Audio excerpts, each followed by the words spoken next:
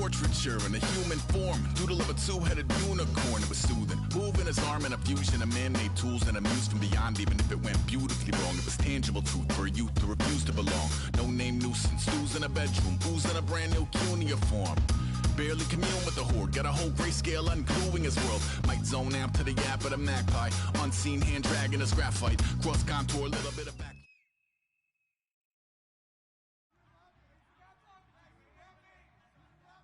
Thank you, Larry. Brandon Gaudin, along with Charles Davis here in the booth. We are set for a spectacular Draft Champions matchup and some spectacular talent on your screen right now. Let's not waste any more time. Let's get down to the field for kickoff.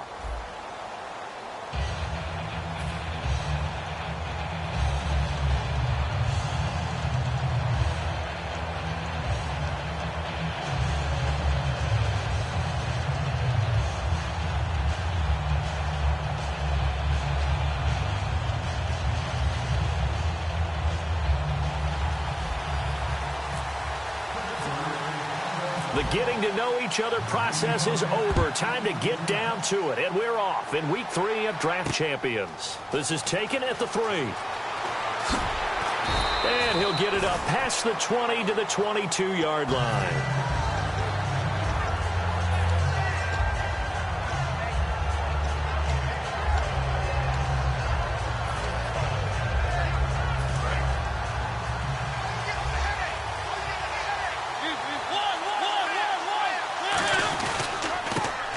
Carry now. This is Hill. And he'll be brought down here at the 28. It's a 6-yard gain on the ground, and that'll make it 2nd and 4. First play of the drive. Let's give credit all around. Excellent blocking. But the guy carrying the ball, he was the finisher. A really nice run. Now a clash of bodies here, and it's intercepted. A great read, and it's picked off. And they have possession, and they have it at the 38-yard line. And they'll start this drive with very good field position. So after the interception, here's Palmer. And the reception made by Dante Moncrief. And brought down, but not before they're inside the 25. When you're playing a quarterback with some experience and some moxie, you enter the danger zone when you decide to blitz him, because if he's able to diagnose as he did on that play, he can hurt you downfield. He reads defenses so well, doesn't he? He really does, and the best part about that play for him, I don't think that was his primary target. I don't think so either. I think he had the read, figured out where the blitz was coming from, and went to a secondary target for a really nice gain. They'll throw on first down here with Palmer. And it pops free. The collision there jarred the ball loose and brings up 2nd down. So incomplete on first. Let's see what 2nd down has in store. After all the preparation, all the practice, a play like that will absolutely break your heart. They had everything they wanted, just unable to complete it. In the end zone, a big-time drop. It looked like they had something there, but I think that he was thinking about running with the football before he actually hauled it in, and that led to a big drop. Let's go. On 3rd down, Palmer. And incomplete. The contact made the ball roam free and brings up 4th down. Now a field goal forthcoming for the Steelers. On any passes in the middle of the field, anyone who's going after the football is going to be conscious that it's probably going to be contested, and often physically. Sometimes that leads to drops. So the opening drive for them here on their home turf results in a field goal. Now that's the way you want to get things started. Your stadium, your crowd, you've got the ball, put points on the board first, and let everyone start to celebrate. And not a bad return. Here he gets it out to the 25-yard line. And now back out comes the offense.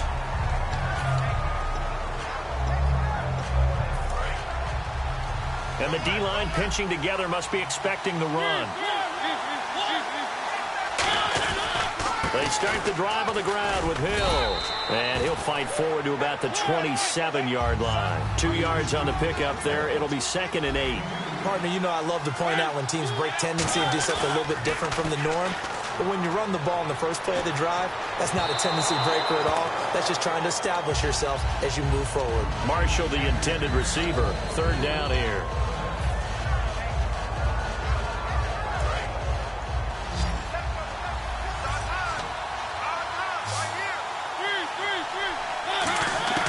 On 3rd down, Mariota going for the deep ball. A fight for the football, and it's intercepted. A great read, and it's picked off. And a big turnover there as his guys will get the football back. And now out come the Steelers. And they had 3 points last time, but they didn't want 3 points because they were well within range of scoring a touchdown. We'll see if they can do better now. I'm with you on that one. Let's just go ahead and be frank about it. Into double coverage, and it's intercepted. Picked off by the safety, Reggie Nelson. And to the 43. So down inside the 45 to the 43-yard line. That's where they'll take over.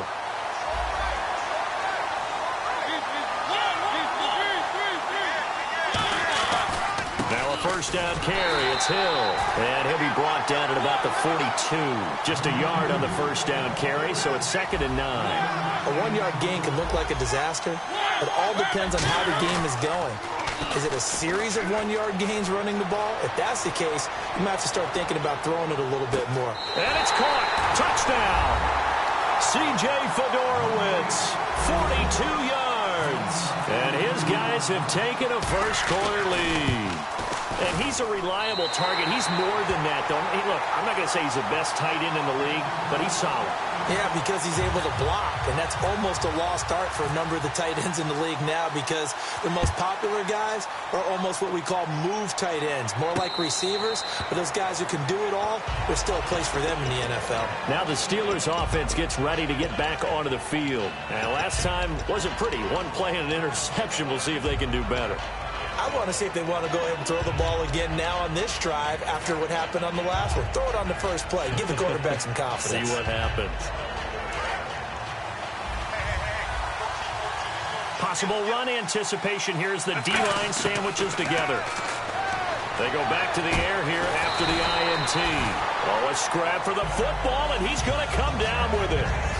An ex-teammate used to tell me all the time, I hate experienced quarterbacks because no matter what, you really can't hide what you're doing. And I think that right there, he knew right away where the blitz was coming from, where his primary guy was going to be, and he ended up going to a secondary target for a nice game. I was just going to ask you, that wasn't the primary target. He's so good at that, isn't he? I think he knew right away that he wasn't going to get to his primary guy. I think he read that as soon as he got to the line of scrimmage, knew where the pressure was going to come from, and said, I know how to beat that, and that's what he did.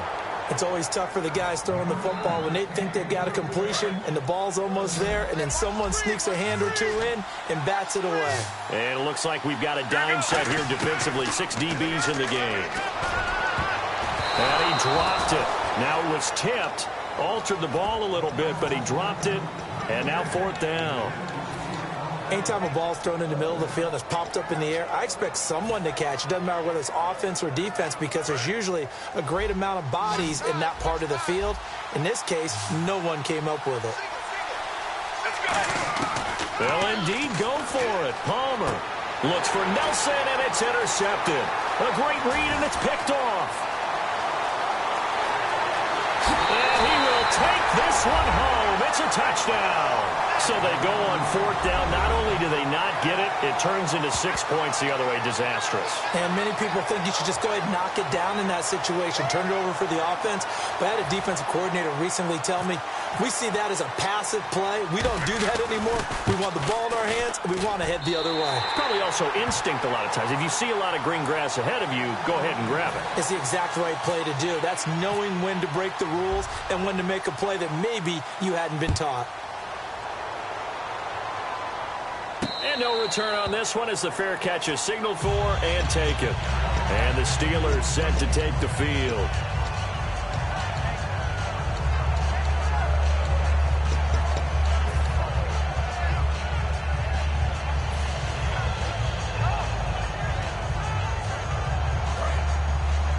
And some changes here as the D-line separates some. They come up in an offset eye. Now a play fake here on 1st down. And this one's incomplete. C.J. Anderson, the intended target. And that'll bring up 2nd down. And there's a good opportunity that just went awry there. A drop pass. I guess that's why they call them running backs and not catching backs. Offense still needing 10 yards. 2nd down. Shift together here from the D-line. 3 receivers to the left, 1 to the right. 2nd and 10. It's Palmer again. Oh, nearly picked. And maybe lucky there. This guy doesn't drop many defensively. Third down.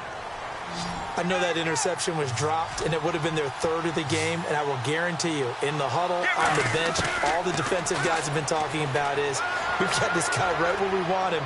Who's going to get... They've got his man complete. A good pickup there, 26 yards. So the defense blitzed. A nice job picking that up, completing the pass.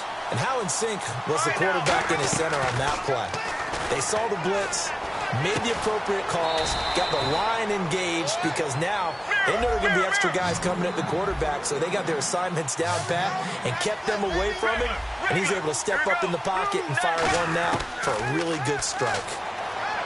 Now Palmer. It's complete to Parker, left side. The reception good for 7. It's third down. Back with Charles Davis, Brandon Gaudin. It's Steeler football to begin quarter number 2. And they're driving, but they come up on a 3rd and short here.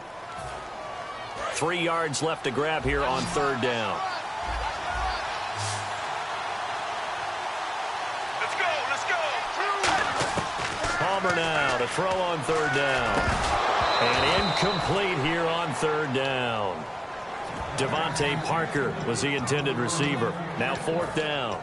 We know it's not an easy job to go out and catch passes when people are trying to tackle you and knock the ball away. But the bottom line is, that's a pass he's got to have and a pass he should have caught. Too long for a field goal, too short to punt. That in-between range, and they'll go for it on fourth down. Now Palmer to throw. Complete to Gilmore over the middle. And he's going to have the first down yardage as he's down at about the 30-yard line. Boy, that's some kind of effort. When he caught it, I doubted if he could get there. Knew it was going to be close, but credit him. Really good effort. How about the rack on that play, the run after catch? But most of the time we think of it as just being an open field and picking up yardage.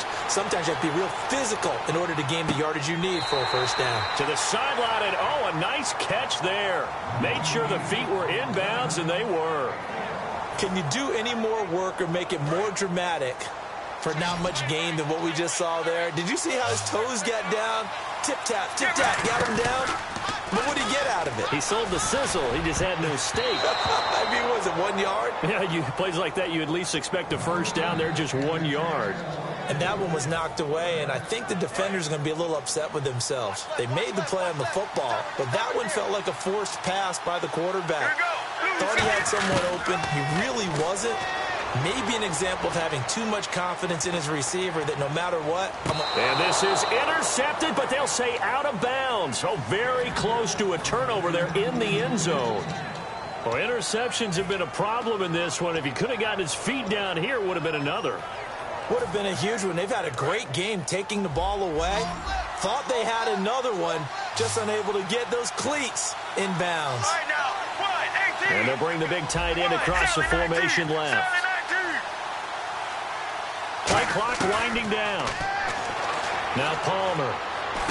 And he's got Moncrief. And he will have the first down before he's tackled at the 12. Well, the field goal attempt was well in hand. They had that, but they decided to go for it anyway. Extreme confidence, it looks like. Yeah, but I bet the defense is going to remember this one. Like they kind of rubbed their nose in it. This will be caught just inside the 10. Give him a couple on the catch. It's 2nd and 8.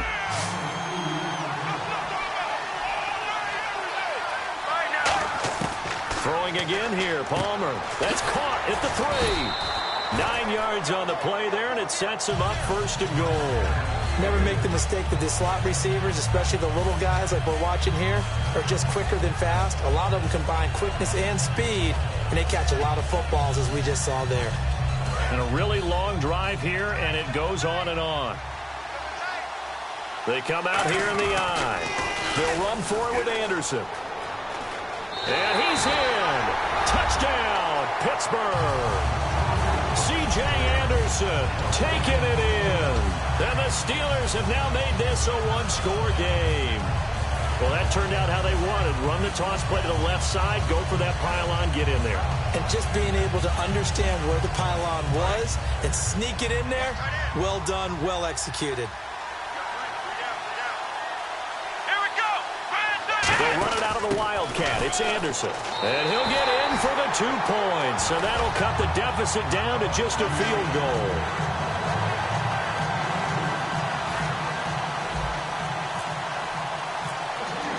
Here's the Steelers kick team as they'll boot this one away.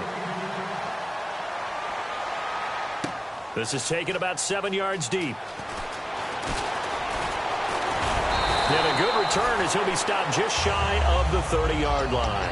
Now this offense ready to take over again. And they'll just simply be looking to build off the confidence of the last time out where they scored a touchdown. Man, confidence is powerful, isn't it? When you've scored once, you feel like you can go back out there and get it done again. Doesn't matter what the defense throws at them. They feel like they're in a groove right now, and they want to get out there and show it. Yeah, hoping to stay in that groove here this go-around. They begin the drive with Hill. And he's got a good gain of 7 up to the 37. 2 minutes remain here in the first half. Back to the booth right after this. And some options here for the offense on 2nd and 2. They'll put 2 receivers left, 2 to the right. Now a second down throw for Mariota. They set up the screen to Hill. Oh, he bowls over it. Call it a gain of 7, and it gets him a new set of downs. For a second there, I thought that might break big. Screen pass. Looked like it was coming together. Looked like there was an opening. Still, ended up with a solid gain. Mariota now to throw on first down. And some room to work. And he'll slide down to avoid the contact. It'll go as a gain of 12. And that'll be good enough for the first. Partner, he was going through his progressions. Not there, not there. After about the third one, he decided he better pull it down and run for it. And he slides down and avoids the hit for good measure. And he was hit as he threw it there, and it forces it incomplete. Second down now after the incompletion. So the D-line's going to spread out. Throwing again. Mariota on 2nd and 10. Eluding the pressure right. They find some open field here. Give him 10 yards on that one, and that'll earn him a fresh set of downs. That was an excellent job of recognizing the situation. His first read wasn't there. Heck, his second read wasn't there. But he bought himself a little extra time scrambling out of the pocket, got to the sticks, and picked up the first down. Mariota on first down. And this is complete. It's Marshall. 30. Now the Steelers put a stop to the action with a timeout defensively. It's just their first, so they'll have 2 remaining here before we get to halftime. So after that big gain, let's see what else the offense has up its sleeve. They go play action here on first down. This will be caught at about the 5. And he will take this one in for a touchdown. Vernon Davis from 4 yards out. And his guys are going to add on to their lead. And they're able to up the lead by 1 more.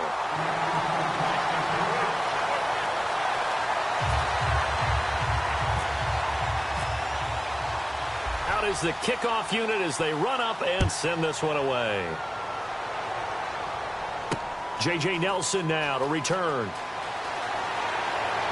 And he'll be brought down at the 23, make it the 24-yard line. And Pittsburgh getting set to take the field. Last time they were out, they scored. Still trailing here, though, so some work to do. But it's okay in terms of mindset. Because they scored the last time, they're not quite as worried about being down on the scoreboard because now their confidence is a little bit higher. They feel like they've got something going, and they feel like they can attack again and put more points on the board. Are you scoreboard watching if you're the offense, or are you just focused on this drive? We wouldn't be telling the truth if we said that they didn't scoreboard watch. Everyone does it to some extent, but you've got to set it aside right now and just focus on this series. That'll take care of the scoreboard if they punch it into the end zone. Oh, he dropped it. They were looking for him in the middle third. He couldn't catch it. Now third down.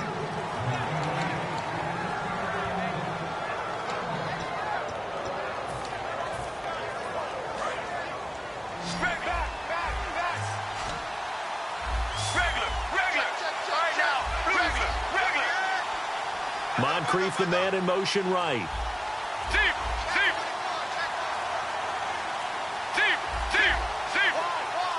Oh, barely. They snapped it at 1. Now Palmer. He's got time in the pocket. He's going to let this one go deep.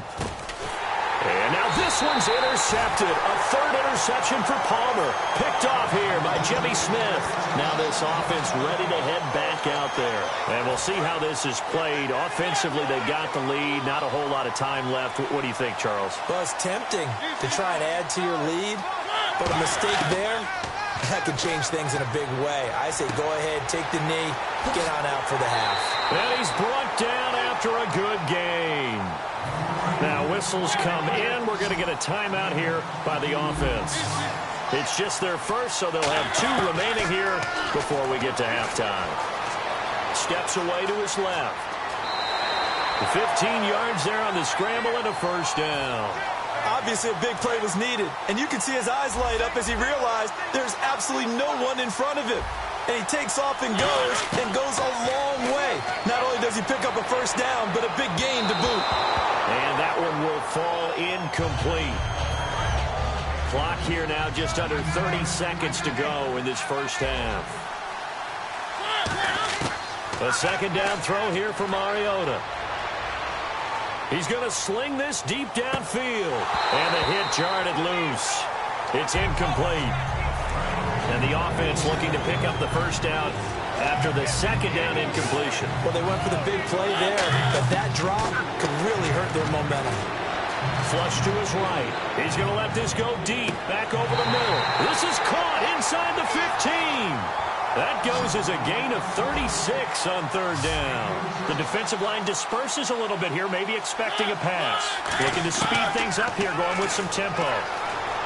Forced out to his left. And he takes a shot on the release as this will be incomplete.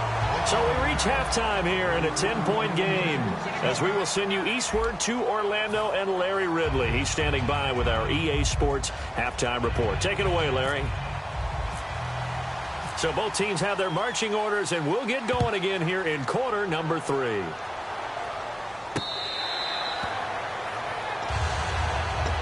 The Steeler offense now with a football first here to begin the third quarter. They're down in this game. A chance for the offense, though, to put something on the board, get some momentum here in half 2. Try and get things kick-started for them. And you know at the half, they discussed how they were going to get that done. This is where scripting comes into play a lot of the time. How many plays do you script coming out of the second? Most of the time in the first half, you're scripting 12 to 16. I think in the second half, you're really scripting more like 8 to 10. Kind of a starter or an opener, whatever terminology they use. Just something to get you off to a quick start. And the tip there altered the ball flight, and it falls incomplete. It'll be second down. I know the initial focus was on how far that pass was downfield, but how about the coverage on the play?